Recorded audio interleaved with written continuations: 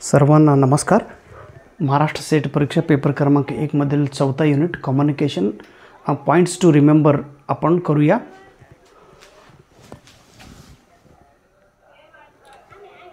टॅक्टिलिक्स म्हणजे काय?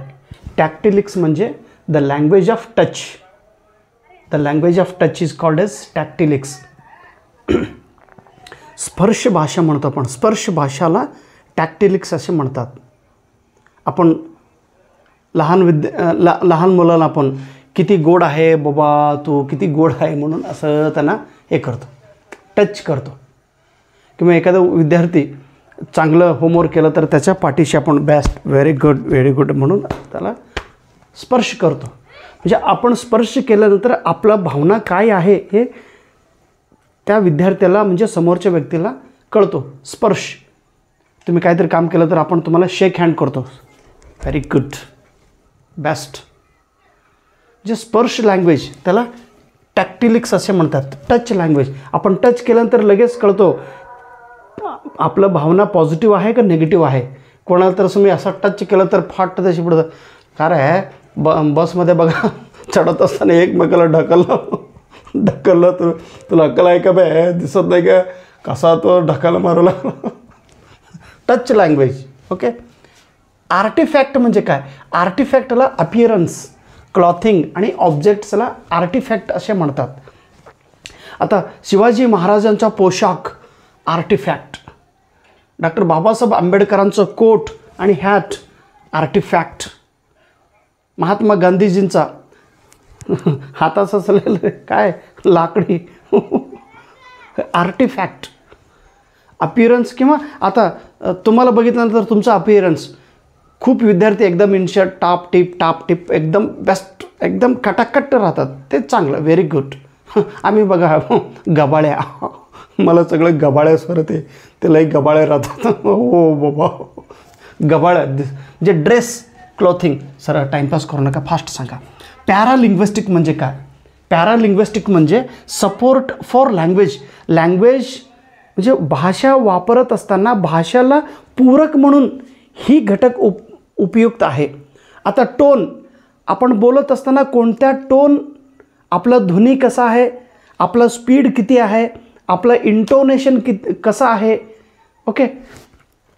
पिच कसा आहे. एकदा बघा आपलं भाषा आणि परकीय भाषा. आता ब्रिटिश लोक बोलतात किंवा अमेरिकन इंग्लिश आहे बघा. अमेरिकन इंग्लिश कसं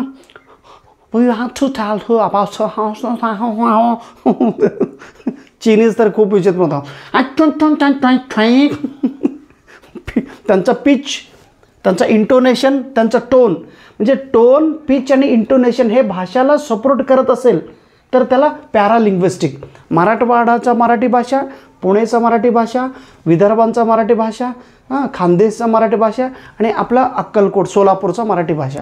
सोलापूरचं तर लई विचित्र मराठी भाषा आहे. का बे तुला समजत नाही का बे, ए एवढं लई भारी सांगायला लागलं आहे, तुला काय झालं बे. म्हणजे प्रत्येक वाक्याला बे बे म्हणतो आपण इथं. काय राव असं का बोलताय तुम्ही? अहो किती छान बोलताय तुम्ही. आम्ही पुणेरी भाषा बोलतो, तुम्हाला कळतोय का हो? तुम्ही जेवण करणार आहे का हो? मग कशाला जेवण करण्यासाठी तर आलो आम्हाला. असं पॅरालिंग्विस्टिक. भाषा उच्चारण्यासाठी जे काय घटक सपोर्ट करतो त्याला पॅरालिंग्विस्टिक. MC युनिव्हर्सिटी म्हणजे काय? मास कम्युनिकेशन युनिव्हर्सिटी मध्य प्रदेशातील भोपाळ येथे आहे. ओके. अबॅरंट डिकोडिंग म्हणजे काय? डिकोडिंग एनकोडिंग आणि डिकोडिंग. डिकोडिंग कोण करतो? रिसिव्हर करतो. स्पीकर बोलल्यानंतर स्पीकर काय बोललेलं आहे त्याचा अर्थ आपण समजून घेतो, म्हणजे डिकोड करतो.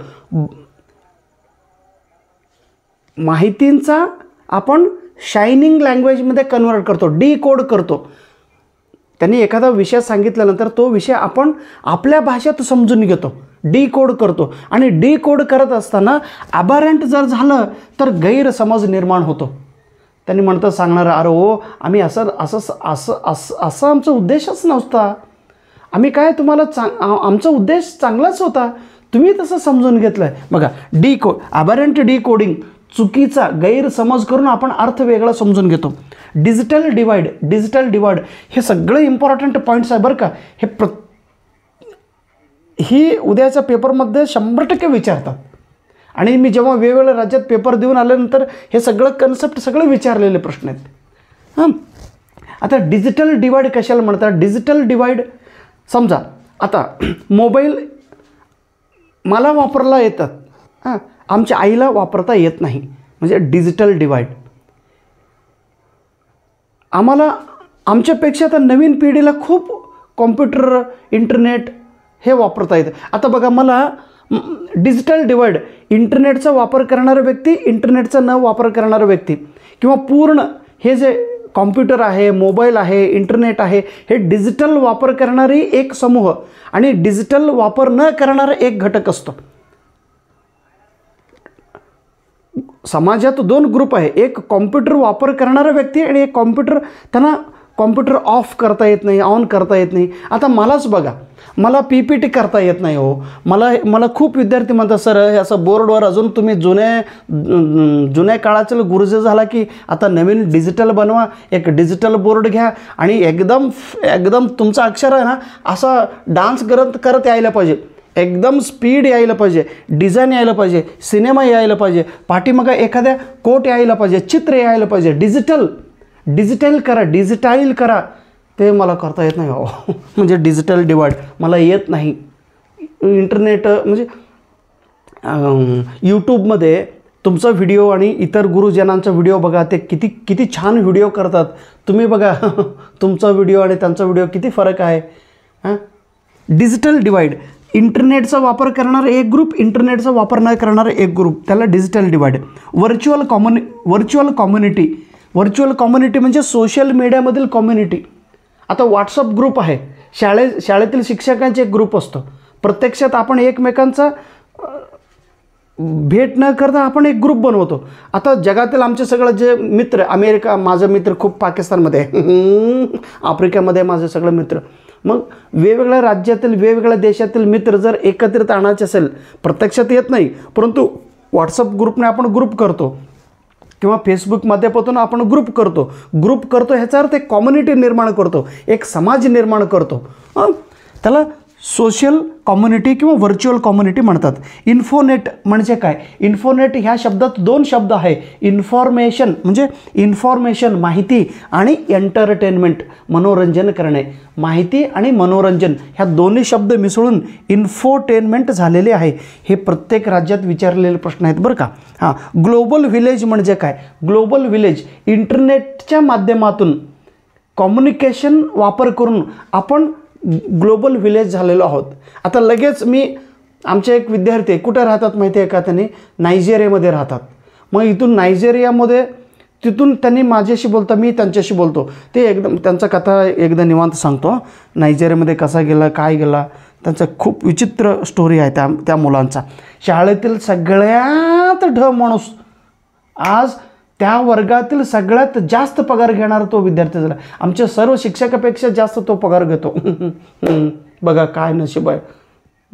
डायरेक्ट नशिबावर ठेवतो आपण. त्यांचे प्रामाणिक प्रयत्न, त्यांच्या सिन्सिअरिटीमुळं तो तिथं गेलेले आहेत. ओके. हां, कम्युनिकेशनपासून निर्मिती झालेलं आहे काय? Global village. India's first FM radio कुठं सुरू झाले? तामिळनाडूमध्ये, चेन्नई येथे. कोणत्या वर्षी? हे लक्षात ठेवा, 23 जुलै 1977ला. आपल्या भारत देश जेव्हा स्वतंत्र होण्यापूर्वी हैदराबाद येथे निजाम रेडिओ म्हणून सुरू झाला. निजाम, त्याला डेक्कन रेडिओ असंही सुद्धा म्हणतात. 1932ला सुरू झालेले आहे. त्यानंतर PCI म्हणजे काय? प्रेस काउन्सिल ऑफ इंडिया, त्याला प्रेस काउन्सिल ऑफ इंडिया म्हणतात. इथं एक प्रेसिडेंट असतो आणि 28 मेंबर्स आहे. रेडिओ, या रेडिओमुळे भारत देशातील लार्जेस्ट कनेक्टिंग पीपल म्हणजे लोकांना संपर्क करण्याचे सर्वात मोठा जाळ कोणता आहे, कोणता नेटवर्क आहे? तर रेडिओ आहे. रेडिओमुळे एकमेकांशी जोडतो आपण. Okay, in India. मग कॉम्युनिक म्हणजे काय? कॉम्युनिक म्हणजे ऑफिशियल रिपोर्ट. ऑफिशियल रिपोर्टला आपण कॉम्युनिक म्हणतो.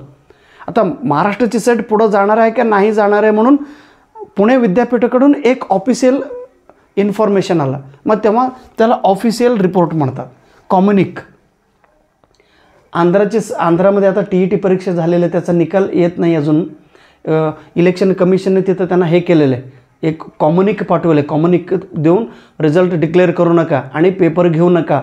आंध्र प्रदेशमध्ये असलेले सर्व पेपर्स पुढे ढकलले बघा, सगळं पेपर्स पुढे ढकललेले तिथलं. इथलं ढकललं नाही, काय करावं. राहू द्या. क्लासरूम कम्युनिकेशन म्हणजे काय? क्लासरूम कम्युनिकेशन हे कोणत्या तत्वावर आधारित आहे? एज्युटेनमेंट आधारित. एज्युटेनमेंट म्हणजे एज्युकेशन प्लस एंटरटेनमेंट या तत्वावर क्लासरूम कम्युनिकेशन आधारित आहे. रॉबर्ट अँडरसन यांनी कम्युनिकेशनची व्याख्या सांगितलेलं बघा. Communication is a progressive process. Communication is a progressive process आहे. प्रोग्रेसिव्ह म्हणजे प्रगतिशील प्रक्रिया आहे. Communication is the interchange of thoughts, opinion, information bye writing, speech आणि साईन. रायटिंगच्या माध्यमातून, स्पीचच्या माध्यमातून, साईनच्या माध्यमातून आपण विचार म्हणजे थॉट्स, ओपिनियन, इन्फॉर्मेशनचा इंटरचेंज करतो, अशी व्याख्या अँडरसन रॉबर्ट यांनी सांगितलेली आहे. आर्टिकल 19 कंसात 1 ब्रॅकेट 1 19 ब्रॅकेट 1 ए हे काय सांगतात तर हे लक्षात ठेवा. All citizen in India freedom of speech. प्रत्येकानं फ्रीडम ऑफ स्पीच आहे आणि एक्सप्रेशन आहे. आपण BJP चांगलं आहे, काँग्रेस चांगलं आहे, तृणमूल काँग्रेस चांगलं आहे, मी शिंदे गटाचा आहे, मी राज ठाकरे गटांचा आहे, मी त्यांचा गट आहे, माझा ह्याचा गट आहे, कुठला गट आहे. आता मुंबई इंडियन्समध्ये 2 गट झाले बघा. हार्दिक पांड्याचा एक गट आहे आणि अजून कोण आहे तर रोहित शर्माचा एक गट आहे. काय होय कसला आहे हार्दिक पांड्या? काय रे पांड्या, तुला कळत नाही का बाय? रोहित शर्माच तुला मोठं केलं आणि त्यालाच तू असा करायला लागलो. असं करू नका रे दादा. पांडू दादा असं करू नको. Freedom of speech. आपण कोणाबद्दलही माहिती सांगू शकतो किंवा भावना व्यक्त करू शकतो. फक्त आपल्या भावना धार्मिक टोच होऊ नये, आपल्या भावनामुळे इतरांच्या भावना दुखू नये, असं भावना तुम्ही व्यक्त करू शकताय. इथं फ्रीडम ऑफ स्पीच आहे आणि एक्सप्रेशन आहे. राईट टू इन्फॉर्मेशन आहे. ओके, हे पूर्णपणे लक्षात ठेवा. Thank you so much. नमस्कार.